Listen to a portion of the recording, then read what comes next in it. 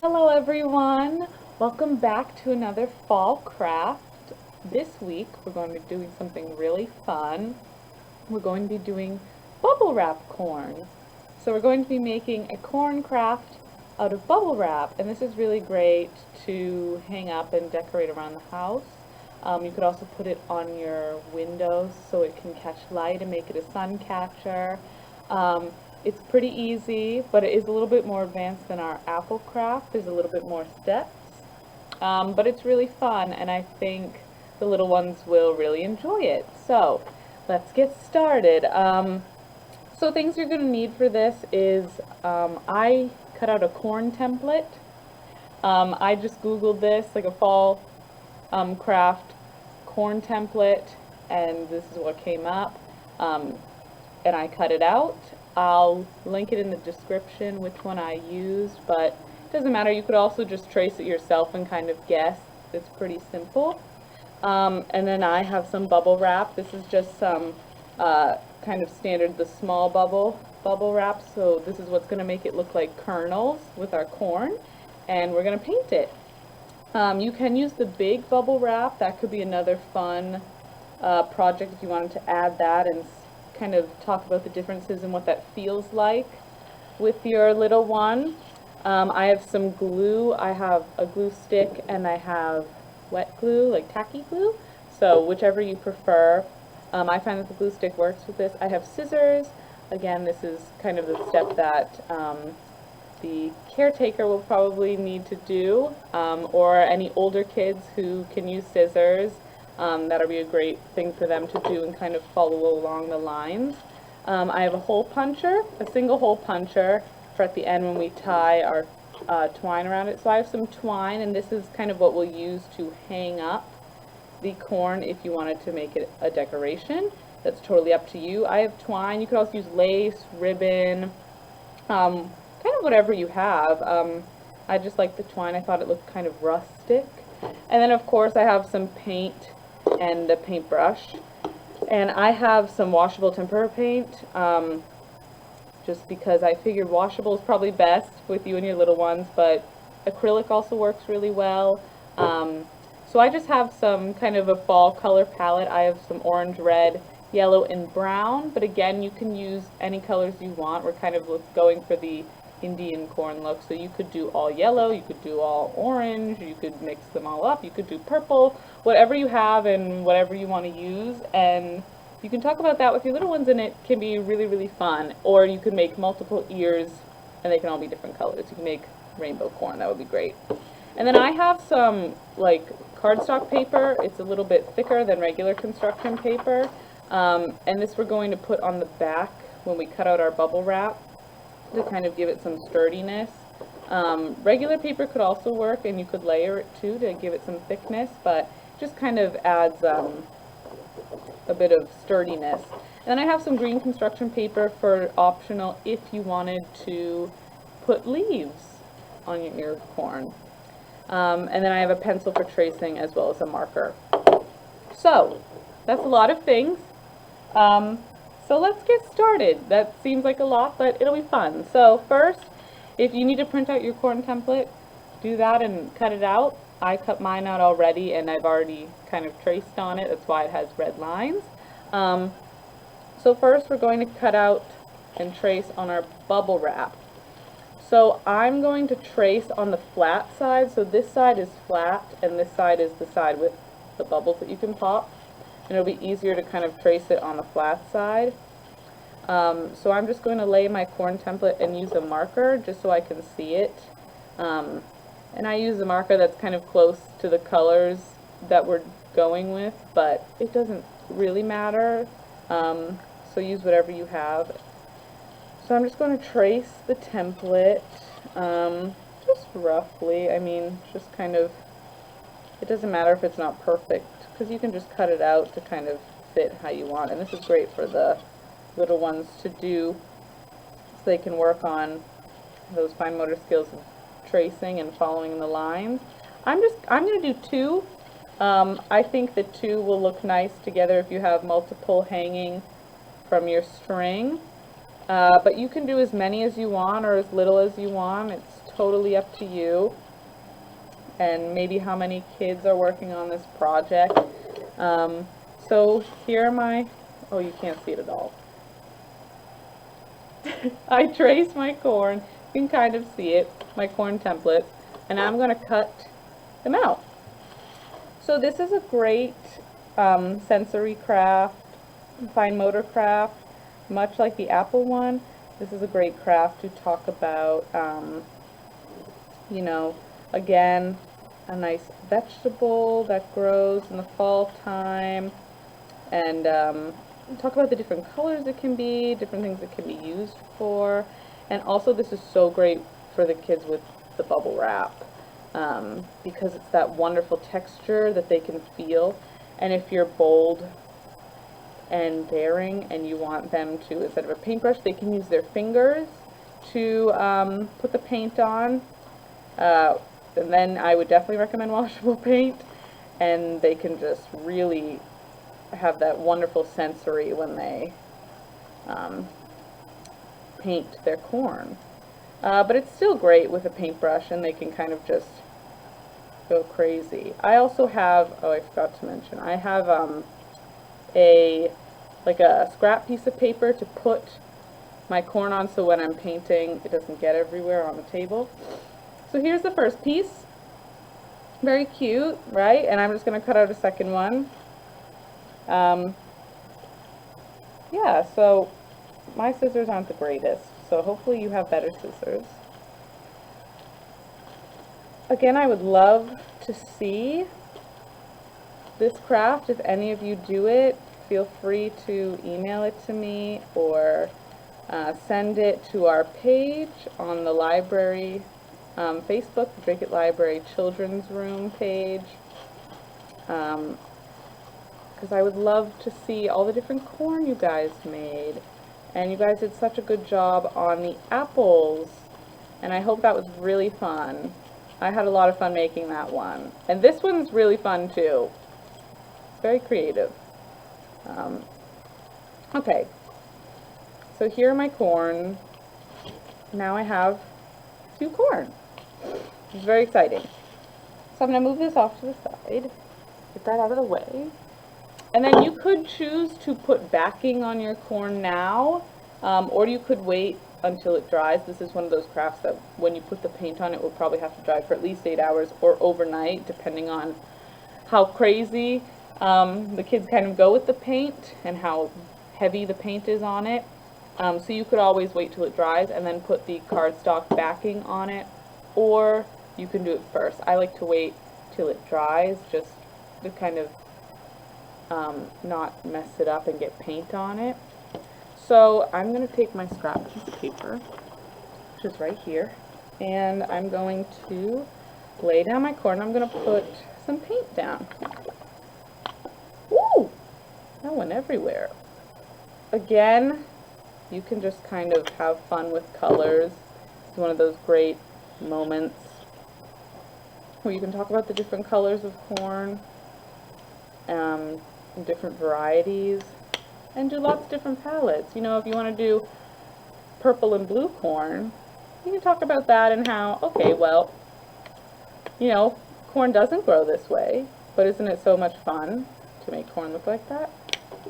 So I have my paint. I just have a paper plate with all the different colors, and I have a big paintbrush. These are great to use because they're kind of rough with their bristles, so kids can really just kind of smash it on without it being kind of streaky. So I'm going to start with yellow, and just kind of pat it on. And that's why I love having like either an old newspaper or magazine or just like scrap paper underneath, because when I'm patting it on, it's kind of making, you can see that outline, just so I can get all of the edges, and then I don't have to worry about it getting everywhere. So yeah, I'm just going, and this is nice, you know, if any of the adults want to do this with the child. It's really fun, and they can see what, you know, their caretaker or parent is also doing, and you know, they can see the differences. It's great to do with other kids to see what other kids do differently with their corn, how they painted it differently, and that goes for kind of any craft. So I'm starting off with just kind of a yellow base, and again, you could leave it that way if you wanted to, but I think adding the other colors is fun. And then I'm going in with some other colors, and again, they can mix and match. They can really swirl everything around and just have a lot of fun, even if it kind of comes out one big brown corn because they've added so much colors. It's so great for them to just kind of mix and play with different paints and the feeling of stabbing this paintbrush into the corn. So nice for them. And how fun to kind of just make, for lack of better words, a bit of a mess. So I have one ear done, I would say. Here's mine. And as you can see, it's kind of see-through. It's coming up a lot more see-through on the camera. But because that bubble wrap, it's nice and see-through, which is why, if you wanted to, you could put it on your windows and have it be a great sun catcher. And that could also be really fun. So I'm just going to do the same thing to corn number 2.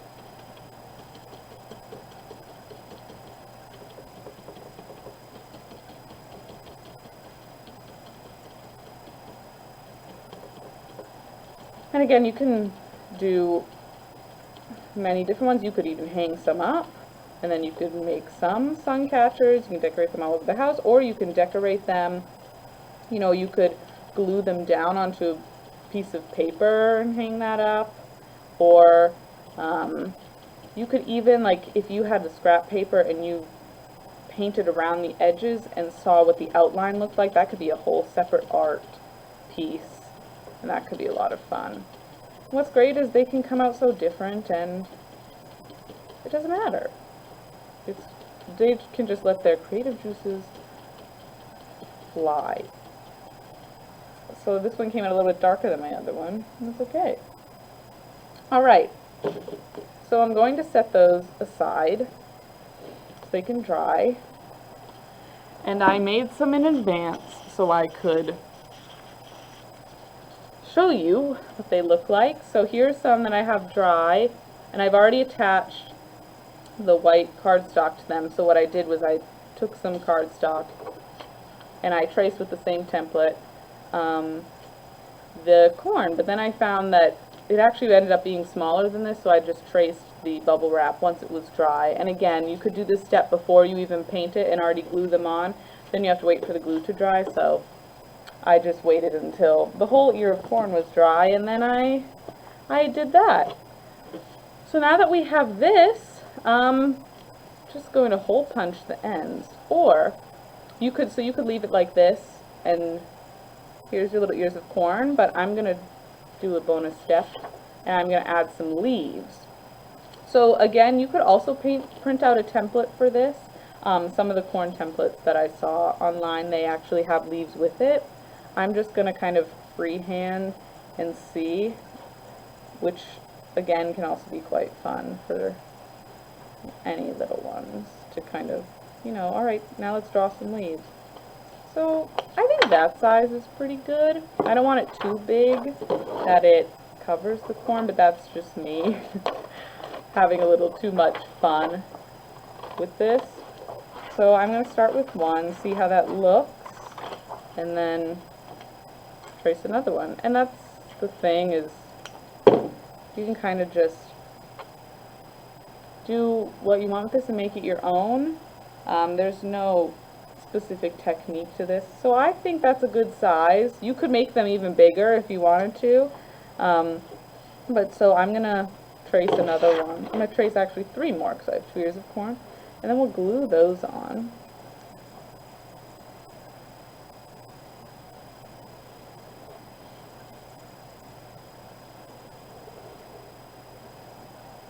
And these are things like you as the parent or the caregiver can do ahead of time if you wanted to, so that way it's already nice and prepped, in case, you know, the little ones start to get antsy and they just want to finish the craft, they just want to paint it. I know how hard it can be to wait for the painting to dry too. But then while, you know, their ears of corn are drying, maybe you can do another activity with them, or you could do this maybe later in the day, so that way they can just go to sleep and wake up, and then it'll be all nice and dry for next time. Or you can also maybe read some books about corn. We have some books here at the library, some nice picture books that I'll show you in a minute if you want to have like a nice fun read to go along with this activity, much like the apple one, because it can also be a great learning experience. I mean, they're learning so much just by doing this, it's unbelievable, but they can also, you know, have a nice picture book to go along with it, and I think that can be a lot of fun. Okay, so I'm going to throw those scraps to the side. Ooh, and now I have my leaves.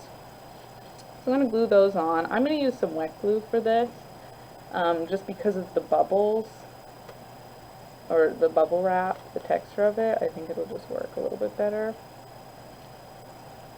So I'm going to do the pencil side down, just so I don't have to really erase. And I'll just glue kind of the bottom half. This is great for kids to do. They want to, you know, again with the glue, really enjoy it if they are old enough where they can handle it, because, you know, it's another messy aspect. But, you know, mess is okay. Mess is good. Sometimes. It can be quite fun. So here's one. Now it's really starting to look like corn. This is so great. Okay, and I'm just going to glue the other leaves as well. And again, this can be another step that you can need to wait for it to dry. So if you're impatient, or maybe your kids are impatient, or you just don't feel like having leaves on your corn, which is totally fine, you can skip this step. I think it looks really great without it as well. But, you know, just to add something else to this craft, kind of make it your own. Okay. You can even make yours look better than mine. I know you can, absolutely can. So here are now my 2 ears with some leaves. How cute! Okay, so I'm going to do not the right thing, and I'm not going to wait until the glue dries, because I'm impatient too, and I want to show you. So I'm going to take a single hole punch. If you have a 3-hole punch, that's fine. You can just put it in one of 3 little holes to punch it, and I'm just going to do it right through the middle of the bottom, not the tapered end. Woo! See? And this again could be a great thing for them to do if they can, or maybe they can hold on to it and you can put your hands over theirs and they can punch down to see what it feels like. I know how great that would be. And do the same thing on the other one. Great. Ooh, a little stuck. Awesome. Okay, so now they have their little holes. So I'm going to take some twine. It kind of depends how long you want it or where you're hanging it. If you want to hang it on a doorknob, a command hook, a cabinet hook. I'm probably not going to make it too long so it doesn't really dangle. Maybe you could make a corn necklace. The little ones wanted to wear it around their neck. That's fun. I know how much, you know, kids will love to just kind of hold on to their craft because they're so excited and proud of what they did, which is so great. So if it doesn't end up being hung anywhere, that's okay. And then we're just going to string the corn through the holes. So you have these 2 ears like this. And I'm going to tie a knot. I think a knot will work best with this. If you have kind of something different, you could do a nice bow. That would look really pretty. I'm going to double knot this so it stays a bit better. And then cut off some of the excess.